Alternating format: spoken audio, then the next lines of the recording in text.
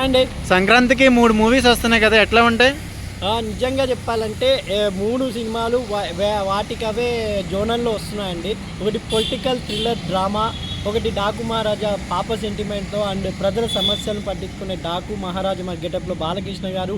ఇంకొకటి ఈ 2 సినిమాల ఫ్యాన్స్ కూడా కలిసి చూసే సినిమా ఎవరైనా ఉంటే వెంకటేష్ గారి సినిమా సంక్రాంతికి వస్తున్నాం.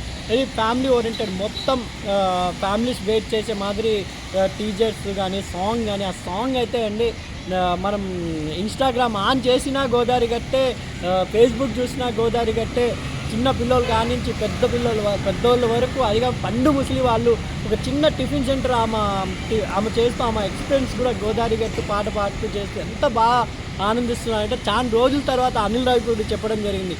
చాలా రోజుల తర్వాత ఒక మంచి మెలోడీ సాంగ్ అప్పట్లో వెంకటేష్ గారు, సౌందర్య గారు, మీనా గారు ఎలా చేశారో అలా చేయాలి అనే దృక్పథంతో చేశారని అన్నారు. అది కాకుండా తెలుగు ప్రేక్షకులు మర్చిపోయిన వాయిస్ రమణ గోకుల గారు. ఎందుకంటే మనకు అన్ఫార్చునేట్లీ బాలసుబ్రహ్మణ్యం గారు లేరు.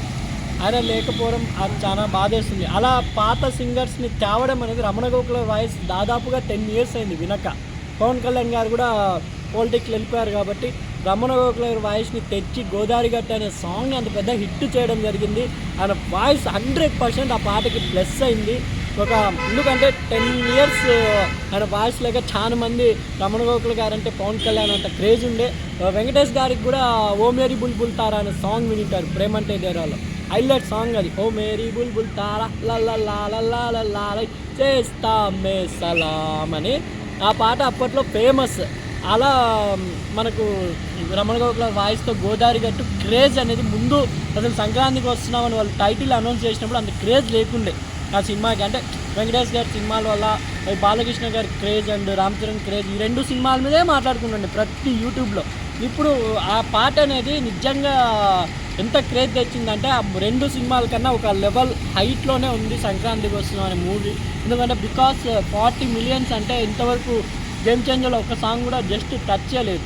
అంటే నేను ఇక్కడ ఫ్యాన్స్ వారు ఏం చెప్పడం లేదు, రామ్ చరణ్ గారు ఎంత క్రేజ్ ఉందో ఆయన కూడా ఆ వాయిస్కి అంత క్రేజ్ వచ్చింది కాబట్టి ఈ 3 సినిమాలతో పాటు ఈ 2 సినిమాలతో పాటు సంక్రాంతి కోసం నిలిచిందని అనుకుంటూ 3 సినిమాలు బాగా ఆడాలని, రామ్ చరణ్ గారి ఇమేజ్ అండ్ శంకర్ గారి ఇమేజ్ ఈ సినిమాతో ఇంకా ఎక్కడికో వెళ్ళాలని కోరుకుంటున్నాను. అండ్ డాకు మహారాజ్ గారితో బాబీ గారికి కూడా మంచి లైఫ్ రావాలని, డైరెక్టర్ బాబీ గారికి. అలాగే సంక్రాంతికి వస్తున్నాం అనిల్ రావిపూడి ప్లస్ వెంకటేష్ గారి 3వ మూవీ కాబట్టి అనిల్ రావిపూడి వెంకటేష్ గారి కాంబినేషన్ ఇలాగే కంటిన్యూ కావాలని కోరుకుంటున్నాను. డాకు మహారాజ్లో చిన్ని సాంగ్ ఎలా ఉంది మీకు? విజువల్గా చాలా బాగా, అది కూడా ఫ్యామిలీ ఓరియంటెడ్ మూవీ అని అనిపిస్తుంది ఆ సాంగ్ చూస్తుంటే. చాలామంది కూడా ఇప్పుడు రీల్స్ కూడా ఇంకా స్టార్ట్ చేశారు చిన్నపిల్లలతో.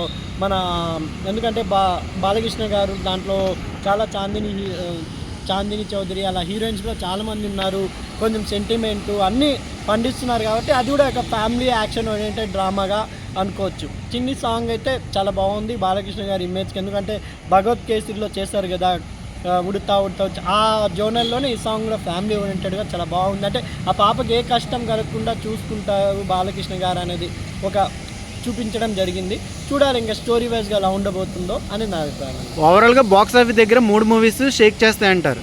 కంపల్సరిగా 3 వెయిట్ జోనల్ సపరేట్ కాబట్టి. ఎందుకంటే ఇంకా హర్షం వ్యక్తం చేయాలి ఏంటంటే బాలకృష్ణ గారు వెంకటేష్ గారు కలిసి ఆహాలో ఇంటర్వ్యూ చేయడం. ఇద్దరు సంక్రాంతి హీరోలు, వాళ్ళ సినిమాలు ఉన్నా కూడా వాళ్ళు పరస్పరం వాళ్ళ సినిమాల గురించి మాట్లాడుకొని ఫ్యాన్స్కి ఒక చిన్న మెసేజ్, మేమంతా ఒకటే, మీరు కూడా ఒకటే ఉండి మీకు ఏ మంచి సినిమా అనిపిస్తుందో దాన్ని ఆదరించండి, దాంట్లో తప్పేం లేదు, మా సినిమా గొప్పది మీ సినిమా గొప్పది అని చెప్పుకోకుండా ఒక చిన్న మెసేజ్ ఇచ్చారు. కంపల్సరీగా 3 సినిమాలు బాగుంటాయనేది మా అభిప్రాయం.